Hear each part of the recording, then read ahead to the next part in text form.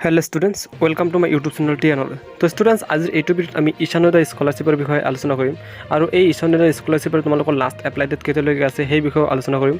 লগতে এই স্কলাৰশ্বিপৰ আন্ডাৰত চৰকাৰে যেহেতু ছাত্ৰ-ছাত্ৰীসকলক এটা হিউজ এমাউণ্ট প্ৰদান কৰে, অৰ্থাৎ যদি তুমি কোনো প্ৰফেশ্যনেল কোৰ্স কৰি থাকা তেন্তে তোমাক মন্থলি তোমালোকক ৭৫০০ টকাকৈ দিয়া হ'ব ৩ বছৰলৈকে।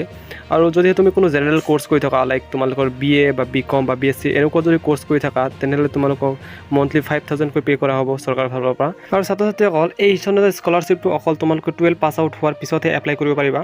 আৰু এই স্কলাৰশ্বিপটো যেহেতু চৰকাৰে তোমালোকক বৃহৎ পৰিমাণৰ টকা প্ৰদান কৰে, সেই অলপ ভুলৰ কাৰণে বহুতো ষ্টুডেণ্টছে গোটেইখিনি টকা লাভ কৰিবলৈ অসক্ষম হয়। তো ষ্টুডেণ্টছ মই তোমালোকক জনাম যে কোনবোৰ ভুল কৰিলে তোমালোকৰ নাম কটা যাব পাৰে।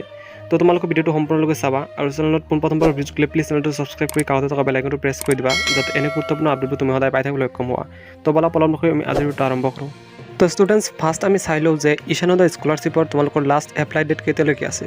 তো তোমালোকে মোবাইলৰ স্ক্ৰীনত দেখা পাই আছে যে ইয়াৰ লাষ্ট এপ্লাই ডেট তোমালোকৰ 31 অক্টোবৰলৈকে আছে আৰু ইয়াৰ ইনষ্টিটিউশ্যন ভেৰিফিকেশ্যন লাষ্ট ডেট তোমালোকৰ 15 নৱেম্বৰলৈকে আছে। তো বহুতো সময় আছে যিহেতু তোমালোকৰ এপ্লাইৰ বাবে, তো ইয়াৰ ভিতৰতে তোমালোকে এপ্লাই কৰি ল'বা।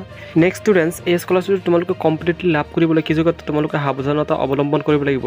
যেনে ফাৰ্ষ্ট তোমালোকে যেতিয়া নেকি ঈশানোদয় স্কলাৰশ্বিপৰ বাবে এপ্লাই কৰিবলৈ যাবা তেতিয়া তোমালোকৰ যিখিনি নেকি বেছি ডকুমেণ্টছ ছাবমিট কৰিবা সেইটো তোমালোকে ভালকৈ দিবলৈ চেষ্টা কৰিবা। যেনে নিজৰ বেংক একাউণ্টখন ছাবমিট কৰোঁতে তোমালোকৰ এক্টিভ বেংক একাউণ্টখন ছাবমিট কৰিবা আৰু লগতে তোমালোকৰ যাতে সেই বেংক একাউণ্টখন আধাৰ কাৰ্ডৰ লগত লিংক থাকে। আৰু এই স্কলাৰশ্বিপটো যিহেতু তোমালোকৰ 3 বছৰলৈকে প্ৰদান কৰিব চৰকাৰে, সেই প্ৰত্যেক বছৰে তোমালোকে ইয়াক ৰিনিউৱেল কৰিব লাগিব। অৰ্থাৎ এইবাৰ যিহেতু তোমালোকে ফাৰ্ষ্ট ছেমিষ্টাৰত উঠিছা, নেক্সট তোমালোকে যেতিয়া নেকি থাৰ্ড ছেমিষ্টাৰত উঠিবা তেতিয়া তোমালোকৰ এবাৰ ৰিনিউৱেল কৰিব লাগিব।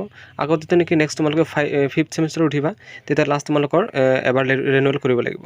তো বহুতো ষ্টুডেণ্টছে এই ৰিনিউৱেল নকৰাৰ বাবে স্কলাৰশ্বিপটো কমপ্লিটলি নাপায়। তো ষ্টুডেণ্টছ প্ৰত্যেক বছৰে বছৰে তোমালোকৰ ৰিনিউৱেল কৰিব লাগিব আৰু এই কথাটো তোমালোকে মনত ৰাখিবা। তো আজিৰ ভিডিঅ'ত এইখিনি আছিল। নিশ্চয় তোমালোকে এতিয়া গম পালা যে তোমালোকৰ ঈশানোদয় স্কলাৰশ্বিপৰ লাষ্ট এপ্লাই ডেট কেতিয়ালৈকে আছে আৰু কি কি সাৱধানতা তোমালোকৰ অৱলম্বন কৰিব লাগিব। তো ষ্টুডেণ্টছ আজিৰ ভিডিঅ'ত এইখিনি আছিল। যদি ভিডিঅ'টো ভাল লাগে প্লিজ ভিডিঅ'টো লাইক কৰি দিবা আৰু চেনেলত পোনপ্ৰথমবাৰ প্লিজ চেনেলটো ছাবস্ক্ৰাইব কৰি কাষতে থকা বেল আইকনটো প্ৰেছ কৰি দিবা। তো পুনৰ লগ পাম এনেধৰণৰ গুৰুত্বপূৰ্ণ ভিডিঅ'বোৰ লৈ।